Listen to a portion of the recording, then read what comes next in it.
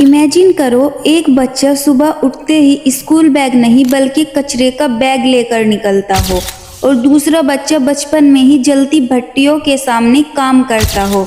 क्या उनके सपने नहीं होते? क्या उनका चाइल्डहुड इम्पोर्टेंट नहीं होता? आज हम class 12th English flamingo chapter के लॉस्ट स्प्रिंग को इतने इमोशनल और इंगेजिंग वे में समझेंगे कि चैप्टर सिर्फ याद नहीं होगा बल्कि फील होगा। Hello everyone, welcome back to fluent with Shahna. मैं हूं शाहना और आज हम बात करने वाले हैं क्लास 12th का एक बहुत इम्पोर्टेंट और इमोशनल चैप्टर लॉस्ट स्प्रिंग। और ट्रस्ट मी, ये सिर्फ एक चैप्टर नहीं है, ये उन बच्चों की रियलिटी है जिनका बचपन गरीबी की वजह से कहीं खो गया हो। तो वीडियो को एंड तक ज़रूर देखना बिकॉज हम इजी समरी करेंगे, सीन बाय सीन स्टोरी समझेंगे, डिफ़िकल्ट लाइन्स एक्सप्लेन करेंगे, इम्पोर्टेंट क्वेश्चंस भी करेंगे और एग्जाम पॉइंट ऑफ व्यू भी डिस्कस करेंगे। So let's begin. सबसे पहले टाइटल समझते हैं। स्प्रिंग नॉर्मली हैप्पीनेस, फ्रेशनेस और चाइल्डहुड को रिप्रेजेंट करता है, लेकिन यहाँ लॉस्ट स्प्रिंग का मतलब है लॉस्ट चाइल्डहुड। लॉस्ट ड्रीम मतलब खोया हुआ बचपन, खोई हुई खुशियाँ। लॉस्ट हैप्पीनेस यानी उन बच्चों का बचपन जो पॉवर्टी और चाइल्ड लेबर की वजह से खो गया। और ऑनेस्टली टाइटल ही पूरा चैप्टर एक्सप्लेन कर देता है। अनीस जुंग एक फेमस इंडियन राइटर है जिन्होंने सोसाइटी को इग्नोर्ड लोगों की लाइफ को अपनी राइटिंग में दिखाया है। पुअर चिल्ड्रन और वुमन की स्ट्रगल को हाईलाइट्स किया। लॉस्ट स्प्रिंग में ऑथर को डिफरेंट चिल्ड्रन की स्टोरी बताती है। साहिबे आलम, मुकेश दोनों पुअर है, दोनों के ड्रीम्स है बट सर्कमस्टेंसेस उन्हें रोक रहे हैं। सो स्टोरी स्टार्ट होती है दिल्ली के सीमापुरी एरिया से।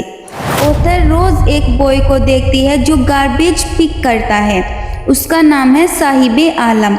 अब यहाँ एक आयरनी देखिए, साहिबे आलम का मीनिंग होता है lord of the universe, but reality उसके पास खुद का कुछ भी नहीं है।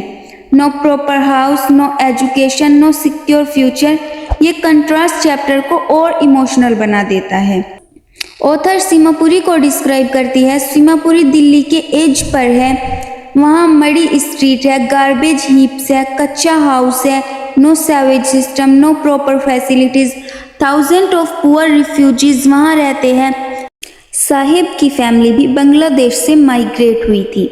उनके फील्ड्स स्टॉर्म और फ्लूड्स की वजह से डिस्ट्रॉय हो गए थे।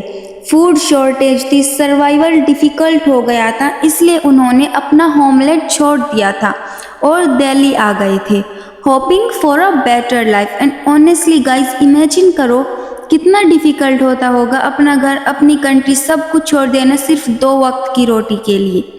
अब ऑथर एक बहुत पावरफुल लाइन बोलती है, garbage to them is gold. और ये लाइन एग्जाम में बहुत इंपॉर्टेंट है। हमारे लिए गार्बेज यूजलेस होता है बट रेग पिकर्स के लिए वही इनकम सोर्स है। कचरे में प्लास्टिक मिल सकता है, मेटल मिल सकता है, कभी कॉइन्स मिल सकते हैं, कभी यूजफुल आइटम्स। साहिब के लिए गार्बेज होप है और बच्चों के लिए तो गार्बेज एक गेम जैसा भी होता है। ऑथर बोलती है, for children garbage is wrapped in wonder, यानी पॉवर्टी के बीच भी बच्चे छोटी छोटी चीज़ों में हैप्पीनेस ढूंढ लेते हैं। ऑथर नोटिस करती है कि साहिब बेयर फुट घूमता है, मतलब उसके पास कोई जूते नहीं है, चप्पल नहीं है। लोग एक्सक्यूजेस देते हैं कि ये ट्रेडिशन है, बट ऑथर समझ जाती है कि रियल रीज़न पॉवर्टी है। एक्चुअली सोसाइटी कभी कभी पॉवर्टी को ट्रेडिशन बोलकर इग्नोर कर देती है और ये चैप्टर सोसाइटी की हाइपोक्राइसी भी शो करता है। अब चैप्टर का एक बहुत इमोशनल पार्ट आता है। ऑथर कैजुअली साहिब से पूछती है कि तुम स्कूल क्यों नहीं जाते। साहिब बोलते हैं, there is no school in my neighbourhood, मतलब मेरे आसपास तो कोई स्कूल ही नहीं है।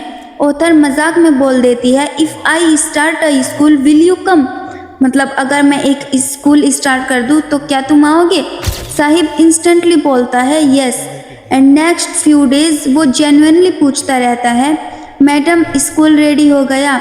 ये सीन बहुत इमोशनल है क्योंकि हमें रियलाइज़ होता है कि गरीब लोग भी पढ़ना चाहते हैं। उनके भी ड्रीम्स होते हैं, बस अपॉर्चुनिटीज नहीं होती। लेटर ऑथर साहिब को एक टी स्टॉल पर काम करता देखती है। उसको 800 रुपये मिलते हैं और मील्स भी। इनिशियली लगता है कि लाइफ इम्प्रूव हो गई है, बट ऑथर नोटिस करती है कि साहिब अब पहले जैसा फ्री नहीं लगता। पहले वो अपनी मर्जी से घूमता था, अब वो ओनर के ऑर्डर्स फॉलो करता है। ऑथर बोलती है his steel canister seems heavier than the plastic bag. मतलब ये जो स्टील का जिसमें चाय रख के ले जाते हैं, ये उस प्लास्टिक बैग से भी हैवी है। यानी रिस्पॉन्सिबिलिटीज और बर्डन उसके बचपन से ज़्यादा हैवी हो गया है। अब ऑथर हमें एक और चाइल्ड की स्टोरी बताती है और ऑनेस्टली ये पार्ट और भी इमोशनल है। Second part focuses on Mukesh. वो फिरोज़ाबाद का रहने वाला है। फिरोज़ाबाद ग्लास बैंगल्स के लिए फेमस है, लेकिन ऑथर हमें उस सिटी की हिडन रियलिटी दिखाती है। वहाँ थाउजेंड ऑफ फैमिलीज जनरेशन से बैंगल्स मतलब चूड़ियाँ बना रही है। चिल्ड्रन भी काम करते हैं। कंडीशन बहुत डेंजरस है। डार्क रूम है, high temperature, smoke filled environment, no ventilation. Small children continuously glass join करते रहते हैं। रिजल्ट उनकी आईसाइट वीक हो जाती है। बहुत लोग ब्लाइंड तक हो जाते हैं। इमेजिन करो जिस एज में बच्चे स्कूल में होना चाहिए, उस एज में वो डेंजरस फैक्ट्रीज में काम कर रहे होते हैं। ऑथर एक्सप्लेन करती है कि ये फैमिलीज पॉवर्टी की साइकिल में फंस चुकी है। उनके पास एजुकेशन नहीं, मनी नहीं, अपॉर्चुनिटीज नहीं। मिडल मैन और मनी लैंडर्स उनके एक्सप्लॉइट करते रहते हैं और generation after generation same work continue होता रहता है। यानी पॉवर्टी एक चैन बन गई है। अब चैप्टर का मोस्ट होपफुल पार्ट आता है। मुकेश बोल्डली बोलता है, I want to be a motor mechanic. Guys ये लाइन सिंपल लगती है बट बहुत पावरफुल है, क्योंकि मुकेश अपनी डेस्टिनी चेंज करना चाहता है। वो अपनी फैमिली प्रोफेशन को कंटिन्यू नहीं करना चाहता। उसके पास no resources, no support, no proper education, but still he dreams. यानी चैप्टर के स्ट्रॉन्गेस्ट मैसेज ये है कि ड्रीम कभी कंप्लीटली नहीं मरते।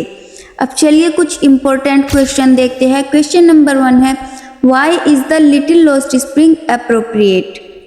आंसर है because it represent the lost childhood dream and happiness of poor children due to poverty and child labour. मतलब ये टाइटल क्यों रखा गया लॉस्ट स्प्रिंग? तो ये बताते हैं कि खोया हुआ बचपन, खोई हुई खुशियाँ, खोया हुआ बचपन के सपने, इस वजह से चिल्ड्रन की मतलब स्ट्रगल्स को दिखाता है। अब चलिए क्वेश्चन 2 देखते हैं। What does garbage mean to Saheb? मतलब साहिब के लिए वो कूड़े का ढेर क्या है? आंसर है garbage is a source of income, survival and hope for Sahib and other rag pickers. मतलब जो कूड़ा बीनने वाले हैं उनको बोलते हैं रैग पिकर्स। मतलब रैग पिकर्स के लिए वो इनकम है, वो होप है, उम्मीद है। और question number 3, why was Sahib unhappy at the tea stall? जब ऑथर उसको मतलब टी स्टॉल पर देखती है तो वो दुखद क्यों होता है, मतलब खुश क्यों नहीं होता? आंसर है because he lost his freedom and become burden with responsibilities. मतलब उसने अपना जो आज़ाद था वो खो गया है, उसने फ्रीडम अपनी खो दी है और जिम्मेदारियों में घिर गया है। क्वेश्चन नंबर 4 देखते हैं। Describe the condition of bangle makers in Firozabad. Firozabad में जो चूड़ी बनाने वाले हैं उनकी क्या हालत थी? आंसर है they work in dangerous and unhealthy condition with little money and no opportunities for improvement. मतलब वो इतने अनहेल्दी कंडीशन और डेंजरस जगह पर वर्क करते हैं, उनके पास कोई अपॉर्चुनिटी नहीं होती। Question number 5, what was Mukesh dream? Mukesh का क्या सपना था? आंसर है Mukesh want to become a motor mechanic and break free from the cycle of poverty. मतलब वो मोटर मैकेनिक बनना चाहता था और ये गरीबी की साइकिल को तोड़ना चाहता था। So guys this chapter teachers something very important. Every child deserves education, freedom, happiness, dream. Childhood should never be sacrificed because of poverty. अगर आपको ये एक्सप्लेनेशन इजी और इमोशनल लगी हो तो लाइक करिए, share, subscribe to fluent with Shahna और comment करके बताना नेक्स्ट चैप्टर कौन सा चाहिए। Bye bye.